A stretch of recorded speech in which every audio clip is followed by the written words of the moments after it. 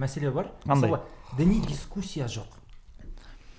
Демек, домбыра харам ба, харам емес пе? Біз тиктоктан көреміз. Тиктоктан блогерлар, жас балалар дауысады. Ал енді ғұламалар, ишандар болса, кімдер, молдалар, дискуссия жоқ. Ашық алаңда ешқандай дискуссия жоқ. Енді қайдан білесің, харам ба, харам емес пе, егер тиктоктан қарасың? Енді абсурд қой. Қарашы, мен тарихи тізбекке жалған ба, өзінің өткен тарихына сүйенбе, өзінің өткен тарихи тәжірибесінен жаңағыдай бір пай алмау дегенді осыдан көресің да. Мысалға қарашы, Лыкошин деген орыстың офицерінің «Пол жизни в Туркестане» деген дневнигі бар. Оны кітап қылып шығарып, орыстар сатып ақша істеп отыр, мысалы, біз Россияны сатып алып жатыр оны.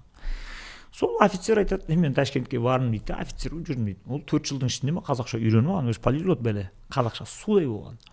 Ол қазақтармен де, сарттармен де, өзбектермен де былай қоян қолтық араласып қалдым дейді. Енді ішінде қазақтардың саны көп, әрі қызық болғаннан кейін солай көп қызықтаған болды. Соның ішінде сол жердің атақты ишаны, етшемес ишан деген бар, оның бәрі софы деп айтады дейді. Соны дейді, мен етшемес ишанның бір күні зікір салат дегенді естігеннен кейін жолдас жігіттерге айтып, мен де барып қатысайыншы, көрейінші ананы деп. Жақсы, мақұл деп тағын бір тәжіктің ба үйіне түсті, ол кеп дейді. Сосын бардым дейді, барсам қасында жаңа 12 мүриді бар, етшемес ишан, ол қазақ, ол кәдімгі Қоңыраттың Сарыағаштан боласы, курорт Сарыағаштан 100 метр жерде тұрып барсаң көресің. Оның етшемес ишан деп айтатын себебі жаңағыдай құлшылығыма, тақуалығыма кедергі келтіреді деп етшемей қойған, тек жеміс жидек жейді, вегетариан сияқты былайша айтқанда, сосын көже ішеді. Соны бардым дейді. Барғаннан кейін бір кезде ал енді қазір ара зікір болады деп айтты дейді. Сол жерде бір кезде анау жанында отырған бір тәжік па, музыкальный инструмент алды, бұлар ритм берді дейді. Сол ритммен ілесіп ритммен қайталап кетті. Бір кезде бәрі 12 ма, 13 па жаңа отырған дәруш ху деп ара зікірге түсті да, бір кезде ана өздерінің ритмдеріне түсіп алды. Еңіреп, жылап әне жерде. Біз қарап отырдық. 1 сағатта ма олар айтты, сол біткеннен кейін бәрімізге келіп, жаңағыдай бата беріп кетті. Мен орыстың офицері, оны көрініп тұр мысалға. Соны келді, маған ештеңе деген жоқ. Маған да алттан, ал балам өмір жасың ұзақ болсын, маған да бата беріп кетті, өте керемет кісі екен деп айтып отыр мысалға.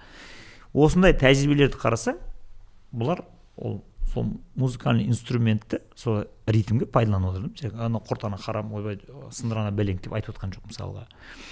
Енді осындай нәрселерді көріп, біліп, тәжірибеге алып келіп, қазір ғұламалар қорықпай пәтуа бере беру керек қой. Тек қазақ мәдениетінің мүддесіне жығып отыру керек ситуацияны.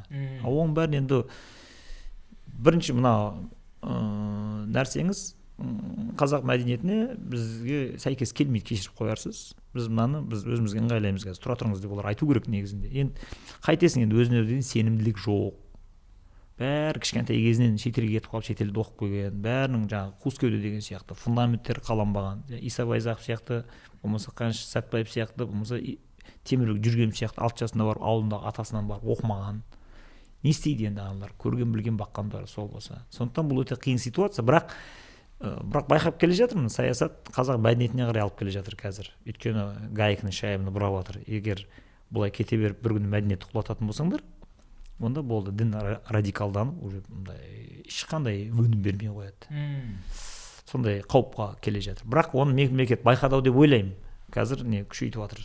Қайтадан ұлттық бағытқа қарай жылжып келе жатыр. Наурызды ұзақ тойлаймыз деген. Оны таза өзбек әлінің баяғы концепциясын қайтып алып келді. Тойлады ғой. Тойлады ғой. Ана көш жүргізді ғой бұлар. 89-дағы қайтып істеді.